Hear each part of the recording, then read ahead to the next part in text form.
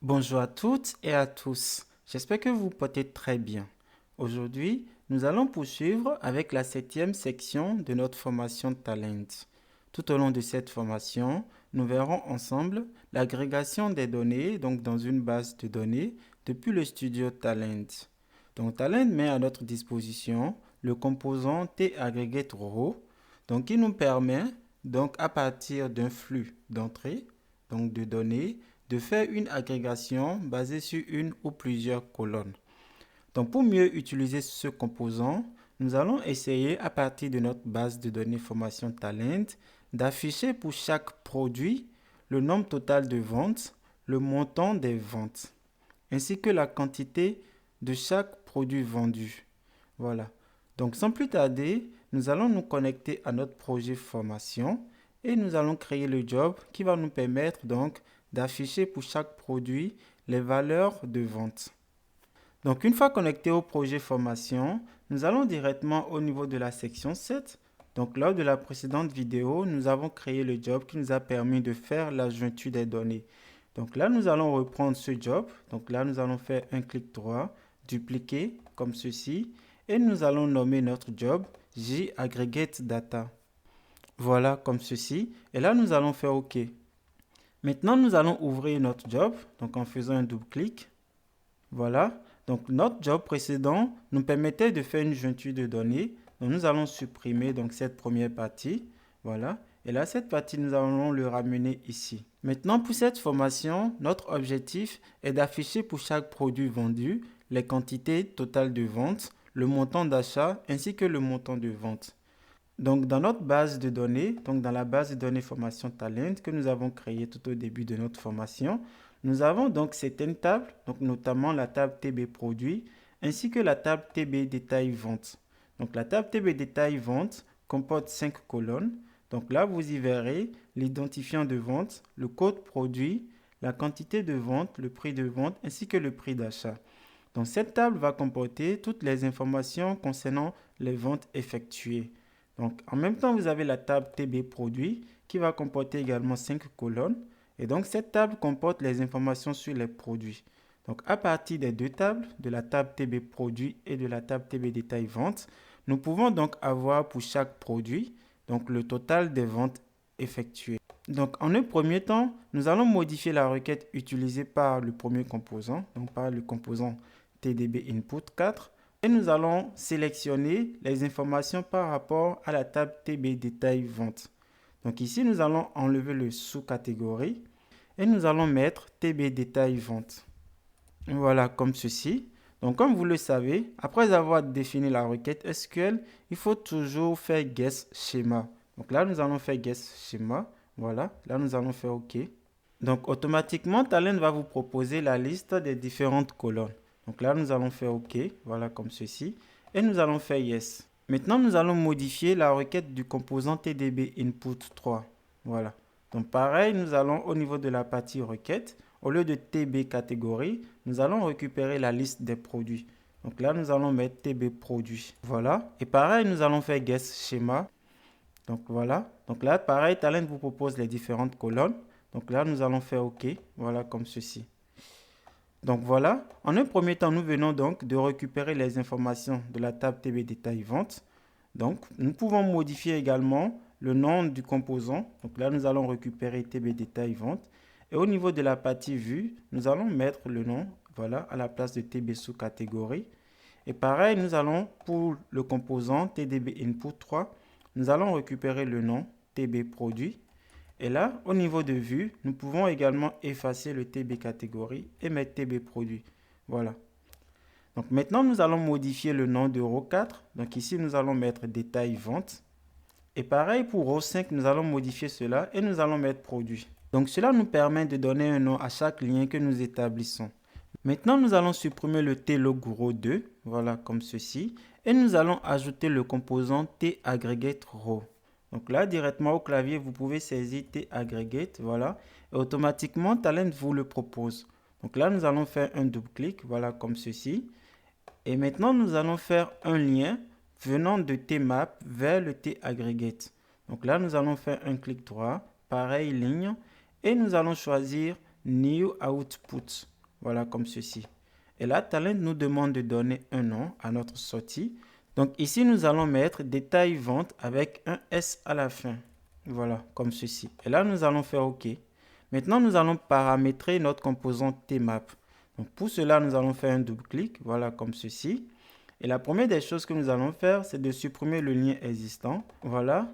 Et maintenant, nous allons établir un lien entre la table TB détail vente et la table TB produit. Donc, comme vous pouvez le voir, les deux tables ont le code produit en commun. Donc, étant donné que ces deux tables ont le code produit en commun, nous pouvons tout simplement récupérer le code produit comme ceci. Et là, nous allons directement le mettre au niveau de produit. Vous voyez, comme ceci. Et pareil, au niveau de setting du Tmap, nous allons donc ici au niveau de Join Model opter pour le Inner Join. Voilà. Donc cela veut dire en fait que nous sommes en train de faire une jointure interne. Maintenant, nous allons supprimer le list of sous-catégories. Voilà, comme ceci. Et là, nous allons ajouter les différentes colonnes de notre sortie.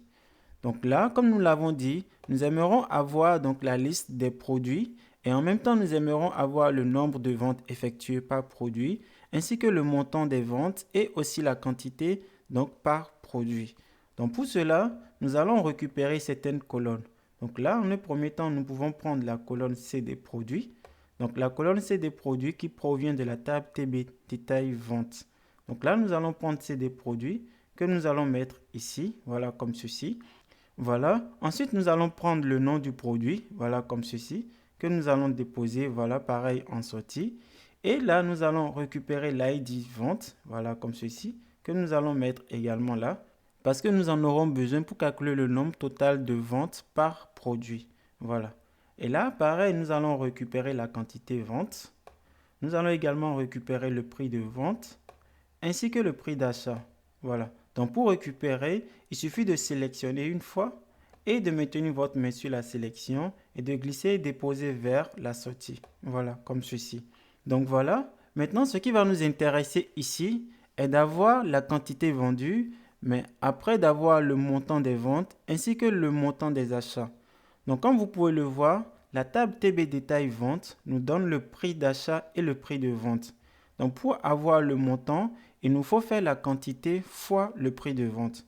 Donc pour cela, nous allons ici récupérer la quantité. Donc nous pouvons directement sélectionner, faire un CTRL-C. Voilà, donc là nous allons copier. Et là sur la deuxième ligne, nous allons faire une multiplication. Donc nous allons multiplier le prix de vente fois la quantité vendue. Voilà, comme ceci. Et pareil, nous allons faire donc le prix d'achat fois la quantité vendue. Voilà, comme ceci. Donc cela veut dire que ici nous avons le montant des ventes et là nous avons le montant des achats. Donc nous allons modifier le nom de ces colonnes. Voilà, donc vous pouvez modifier le nom de ces colonnes à cet endroit. Donc directement au niveau des colonnes en sortie. Donc là nous allons, au lieu de mettre prix de vente, nous allons mettre MT vente pour dire montant des ventes. Et pareil pour le prix d'achat, nous allons mettre MT achat. Voilà. Maintenant, nous allons modifier le type de ces colonnes, des colonnes quantité vente, prix de vente et prix d'achat. Donc ici, pour la quantité vendue, nous allons opter pour le type float. Et pareil pour le prix de vente, nous allons opter pour le type float et également pour le prix d'achat. Voilà, comme ceci. Et pareil pour la sortie, ici, pour la quantité de vente, nous allons également opter pour le type float.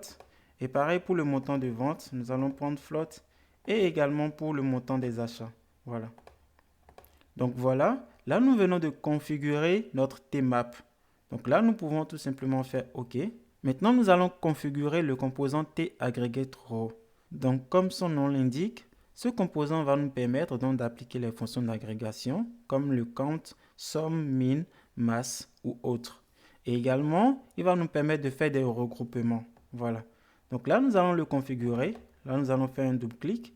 Et directement, au niveau de composants, vous pouvez donc voir plusieurs niveaux. Donc, au niveau de composants, la première des choses que nous allons effectuer est de définir donc la structure des différentes colonnes en sortie. Donc, pour cela, nous allons donc modifier le schéma. Donc là, nous allons cliquer sur le bouton. Voilà. Et donc, il faudra définir le output du composant TAggregateRow. Donc pour cela, nous allons mettre les différentes colonnes dont nous avons besoin. Donc là, nous aimerons afficher le code produit. Donc nous allons l'amener. Pareil, nous allons afficher le nom du produit. Et maintenant, nous aimerons afficher le nombre total de ventes. Donc là, nous allons mettre NB vente, voilà comme ceci. Donc NB vente va tout simplement prendre en compte le nombre total de ID vente. Voilà. Donc ici, nous allons définir le type. Donc nous allons mettre integer. Voilà. Et après, nous aimerons également avoir le NB quantité vendue. Voilà. Donc NBQT vente comme ceci. Donc le NBQT vente va nous permettre de stocker les informations sur la quantité totale de vente par produit. Voilà. Donc ici, pareil, nous allons opter pour le type float. Voilà, comme ceci. Et ensuite, nous aimerons avoir donc le montant total des ventes. Donc là, nous allons mettre MT total vente. Voilà. Donc ce montant va être le montant total des ventes par produit. Donc là, nous allons pareil mettre pour type, nous allons choisir le type float. Et ensuite, nous allons ajouter le MT total achat. Voilà, comme ceci. Et là, nous allons opter pour le type float. Voilà. Donc là, nous allons faire OK. Voilà, comme ceci. Maintenant, nous allons ajouter les différentes colonnes pour le regroupement.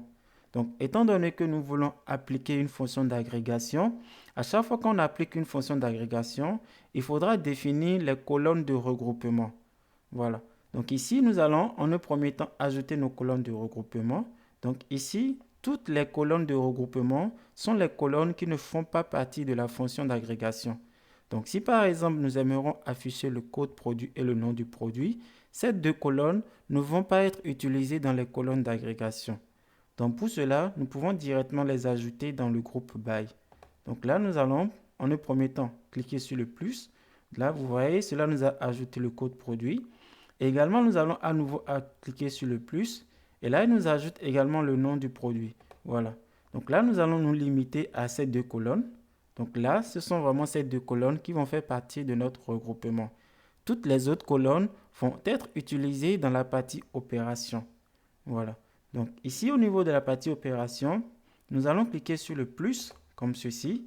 Et là, la colonne de sortie, donc ça va être NB vente. Voilà, exactement comme cela. Donc Talend nous le propose déjà. Et là, la fonction que nous allons utiliser va être le nombre. Donc ici, vous pouvez voir la liste des différentes fonctions disponibles. Et donc, nous allons opter pour le nombre parce que ce que nous aimerons faire, c'est de compter le nombre de ID ventes. Donc ici, étant donné qu'on veut compter le nombre de ID ventes, nous allons modifier la colonne. Là, nous allons prendre ID vente. Donc, nous allons effectuer la même action, voilà comme ceci, pour le NB quantité vente. Donc, le NB quantité vente donc, va sommer le total des quantités ventes. Donc ici, pareil, pour la position de la colonne d'entrée, nous allons prendre la quantité vente, voilà comme ceci. Et au niveau de fonction, nous allons opter pour somme, voilà. Donc ici, nous allons faire la somme des quantités vendues, voilà, pour chaque produit, voilà. Et là, nous allons faire également la même chose pour le montant total des ventes. Donc ici, au lieu de prendre nombre, nous allons opter pour somme, voilà comme ceci. Et nous allons sommer donc le montant des ventes, voilà. Et pareil, nous allons aussi faire la même chose pour le total des achats. Donc ici, nous allons également opter pour somme, voilà. Et nous allons choisir donc la colonne d'entrée, c'est le MT achat. Donc voilà, là nous venons donc de finir avec le paramétrage. Nous allons ajouter le composant T-Logro pour avoir donc directement le résultat dans la console. Donc là, nous allons faire un lien de T-Aggregate-Row vers T-Logro. Voilà, comme ceci. Et là, pareil, nous allons modifier le composant T-Logro. Nous allons cocher table, afficher les valeurs dans des cellules. Voilà. Et maintenant, nous pouvons exécuter notre job. Donc, vous voyez, donc pour chaque produit, vous avez les différentes informations de vente. Voilà. Donc, voilà. Il est très simple d'utiliser le composant T-Aggregate-Row. Donc, comme vous l'avez vu, ce composant va vous permettre donc d'appliquer les fonctions d'agrégation. Voilà. Donc, ce qui est très important à comprendre est que il faut bien paramétrer la partie groupe by ainsi que la partie opération. Et comme vous l'avez vu, Talend met à votre disposition différentes fonctions que vous pouvez utiliser. Donc voilà, j'espère que cette vidéo de formation vous sera très utile dans votre travail au quotidien. Et je vous remercie de m'avoir suivi. et je vous dis à très vite pour une autre vidéo de formation.